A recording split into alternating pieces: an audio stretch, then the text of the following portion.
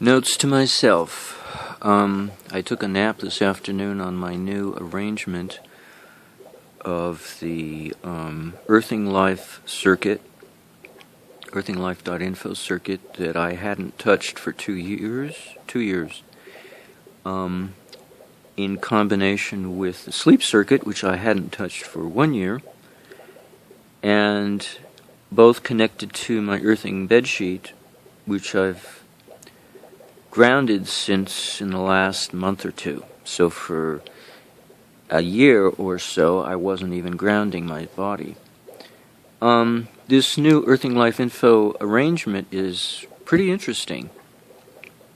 I think I've achieved an understanding of what an umbrella capacitor amounts to. In other words, what would be the equivalent of a normal capacitor? How would you wire it to a circuit equivalent to what Richard Hackenberger had done, conceptually equivalent, let's put it that way, had done in the last development of the EV Gray motor after the FCC raid, the second raid, and before Richard Hackenberger died. What it is basically is you take your two leads entering a circuit from your power source. So you go to the power source, focusing on the location where it connects to your circuit. So you're outside the circuit, completely outside the circuit. This is what constitutes an umbrella aspect of capacitance for the circuit, to protect the whole circuit from capacitive losses. How else to put it? Electrostatic losses. So you go to the 2 points, the two leads that are outside the circuit that are adjacent to your power source, and you make a short across those two wires. And then you break that short and put in the capacitor. And that actually works. Now, in theory, any two wires running down alongside each other along a network of power transmission has capacitance between them based on their space. But this is more like Eric Dollard's translation of that effect into his analog computer in transverse mode, in TEM mode, transverse electromagnetic mode, in which he actually put coils of wire down he put coils in series down each wire, and then he put capacitors in shunt in between each pair of coils. He called them choking coils. And this was on his Borderlands video. So, in a sense, I just took one element out of that, is a capacitor shunting between the two wires leading into your circuit, between the circuit and the power source. And that constitutes the equivalent placement of a capacitor, just a normal capacitor, the equivalent of what that would be in terms of an umbrella capacitor made up of two floating plates, the chassis and certain parts on the inside that are insulated from everything else, and the added advantage of flushing air through to prevent arcing or breakdown of the capacitor. But I'm just sleeping on this, so there's no hint of any hazard of my capacitor breaking down. I'd fry before that happens. But because the energy is only coming from my body and the earth, so there's no real danger here. It's just I hadn't learned what to do. What was I trying to do before that I didn't really understand? Well, now after 2 years of hiatus, I put my mind to it, and it was easy. Oh, I could see this. So this is what happens when you have no electrical training at all. It takes a little while. Like what they say, some of these directors, screenwriters, and producers say, well, it took us 20 years to make this movie. Nobody wanted to make it.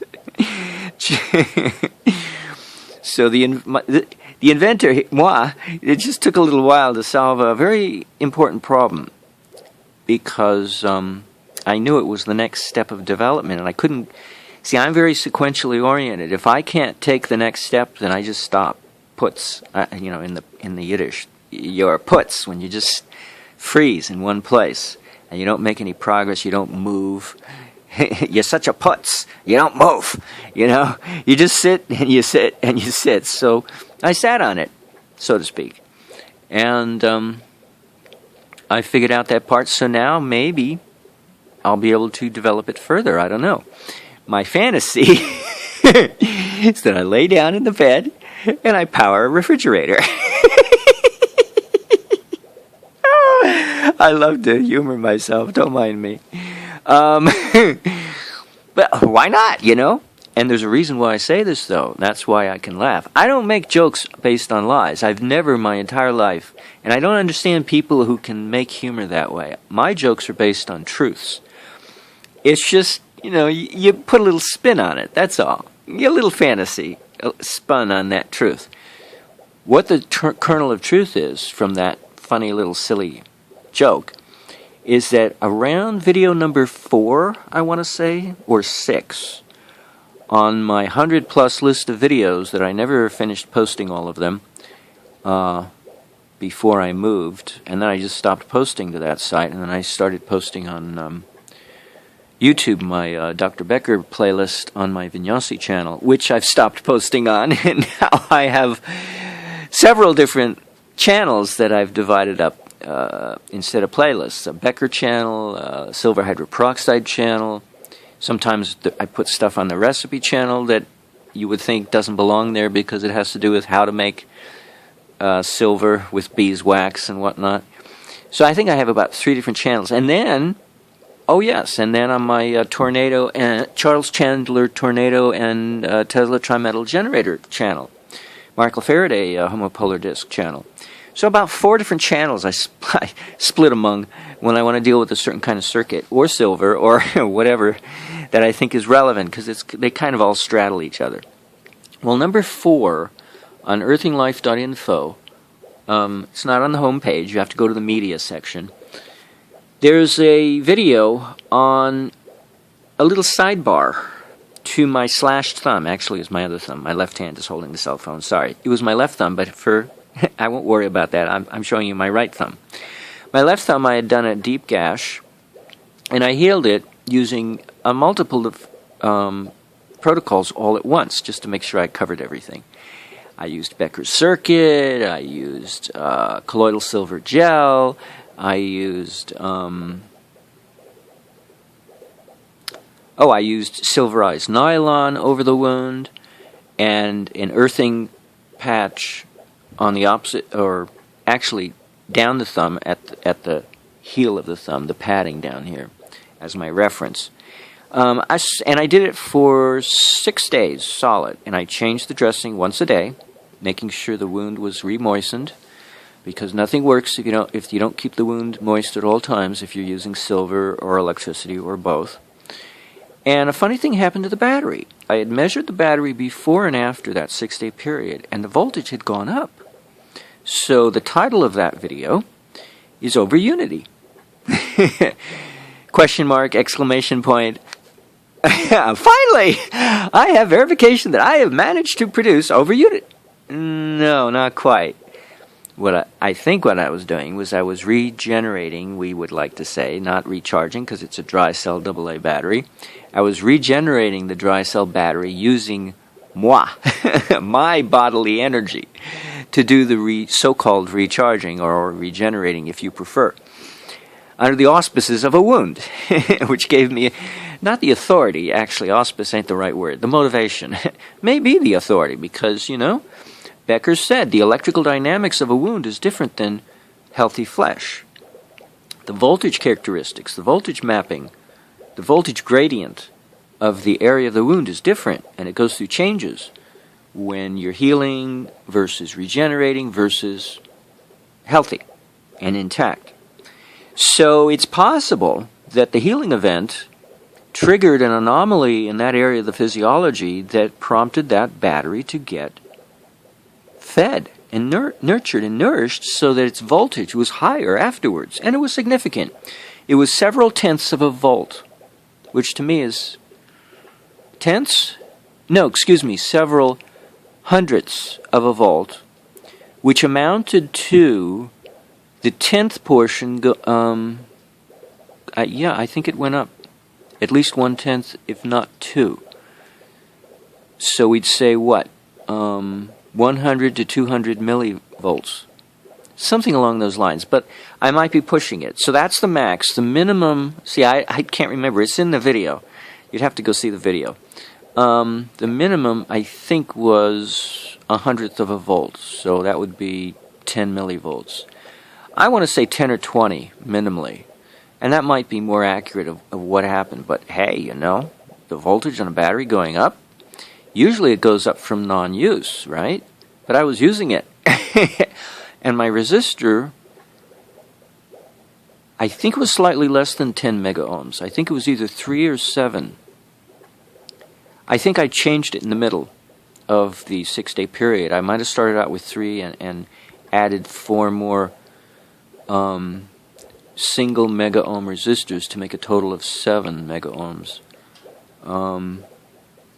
Anywho, I was impressed.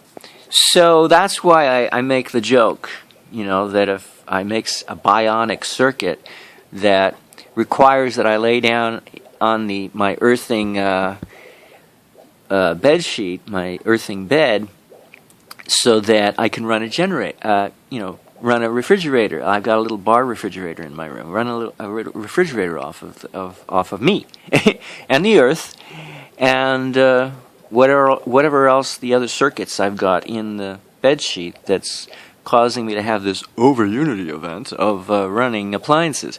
You know, that's my fantasy. You know, Nathan Stubblefield. Oh, and I say this for another reason. See, there are multiple truths, or now this is speculation. This is not truth, but there are multiple reasons for me making the joke. I might have said it in my prior video, but it's worth repeating if I didn't.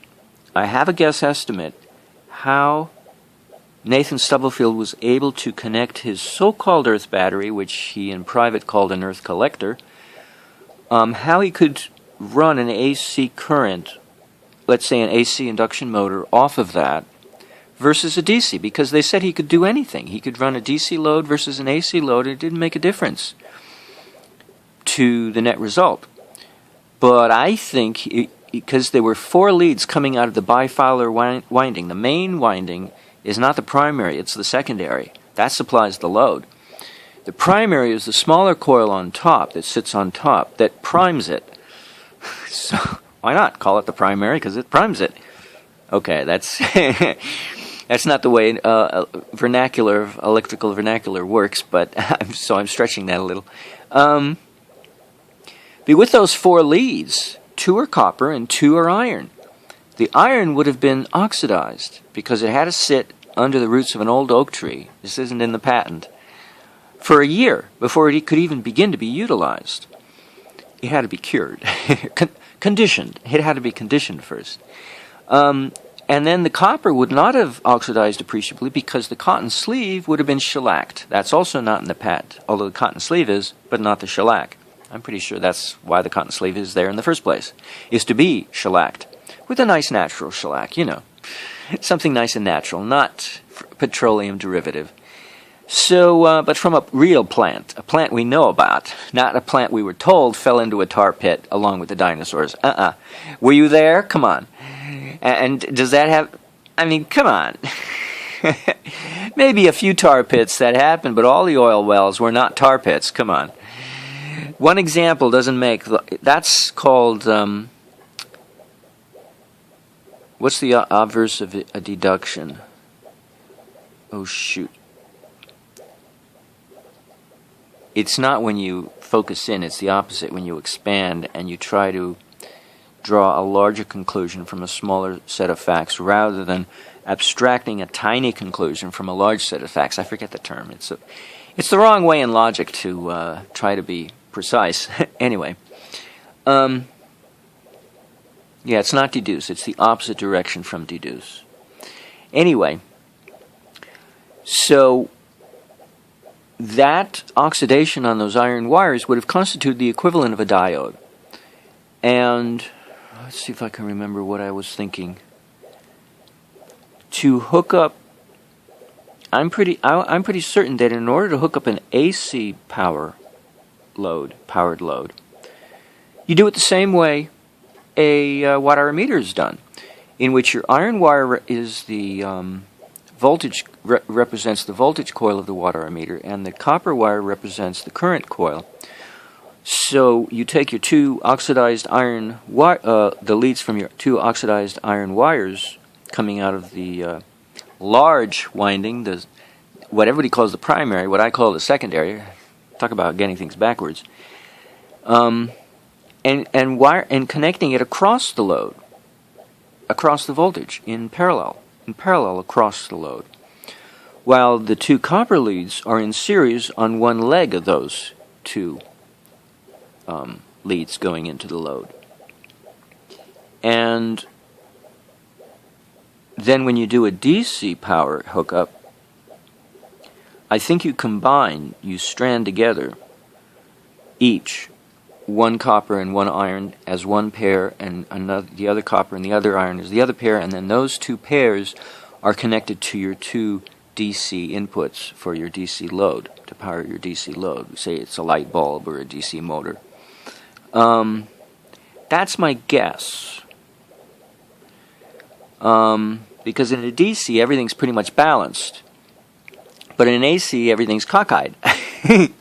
So I think that's my guess estimate as to what those four leads are for, because that's quite a mystery, you know?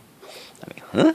And then, what does that have to do with an AC load versus DC? You've got to be able to switch back and forth between the two and be flexible and be able to power either one.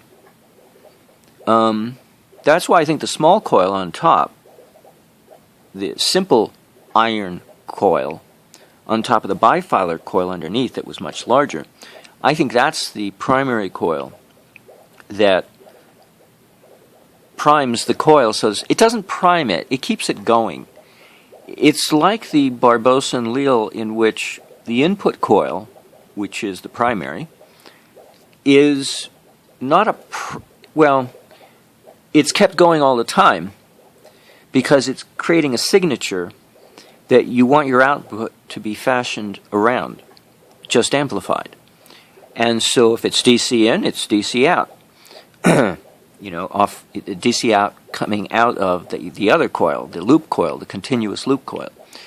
But the non-continuous input or primary coil has to be the characteristic of what you want the output to be. And so that's why I thought that in order to do AC versus DC, that's too complicated, so it's the bifilar larger coil that's going to be the output coil, the secondary. But the smaller iron coil that sits on top of that, the way Nathan puts it, something extra you could put in. Well, if you want it to be something more than a battery, galvanic-oriented, very weak battery, then yeah, duh, you want to put it in. And I think what it does is since the so-called, let's just start calling it an earth collector, because that's a modality that's most optimal to utilize it as. If it's planted underneath the roots of an old oak tree, then the wire from that primary coil, the iron wire, the leads, are looped around a branch, the upper branch of a tree. And so I think I've said this before, but what I didn't say was, how would you connect an AC versus DC load? That was the part I left out of the previous video. So I think that's what I'm guess estimating is what happens. I'm just trying to use logic here, because we know the iron would be oxidized and the copper would not be, based on the presumption that the cotton sleeve is shellacked, thus insulating the copper winding of the bifilar large coil at the base, sitting at the base of this earth collector. So that's the other thought I wanted to add in. So it's because of that, and because of the other experience with my thumb healing, that I'm prompted to think that maybe it is possible to come up with a bionic circuit, not an earth collector, but a bionic collector, connected to the earth, but getting its signature from the body of all things, and being able to power an appliance. Well, maybe a flashlight to start with, or maybe a little neon bulb, a little teeny little thingy. As another sidebar comment, Clarence's use of a neon bulb with a diode attached is very interesting on the on the grounding wire, because it means that current can only go one way, and, well, actually, only one way substantially. It can go the other way up to a certain point, at which point it shuts down. Ow. Sorry. I'm a toe cramp. But the neon bulb serves as a partial spark gap. You know? It's not an entire... Well, no, it is. It is a spark gap. It's a controlled spark gap because... And it can sustain a spark because it's a partially evacuated globe of inert gas that can ionize, so you can have an ionic path. So you can actually... It's not so much a spark gap because you can have an ionic path prior to a spark forming, and then I guess it lights up when the spark appears. I'm not quite sure how neon bulbs work, but it sure is indicative of something that allows for the full range of graduations. So you can have an ionic path, you can have a spark, a plasma arc. So it's not a piece of wire. It's not a filament-oriented bulb, which is very interesting. It's like a regulator. And it also adds in an element that's dynamic, which is what this body represents. See? And that might be what that neon bulb represents, that when the energy going through it creates new life. It's a procreative act. We get away with our closed systems running down and adhering to the second law of thermodynamics because there's no life. They're dead. Just take a battery and short out the two terminals and it'll blow up in your face. There's nothing about life there. There's nothing intelligent. But Tesla's circuits are smart. They actually exhibit the properties of a life form. And that's what this circuit is doing, the Barbosa and Leal. And it's the presence of that, despite the fact you've got a battery and you got a big inverter, and it's like, oh my God, all this heavy-duty stuff, high voltage, you can hurt yourself. But you go over to the grounding wire and that little neon bulb, that's new life. That's what tells me that it's a living system. That whole circuitry is predicated on that little neon bulb having a healthy, not necessarily glow, because I've never done this, so I don't know what it looks like when it's running, but a healthy interaction or dynamic activity, let's put it that way. Maybe not visibly, but something going on in that bulb that makes it new life.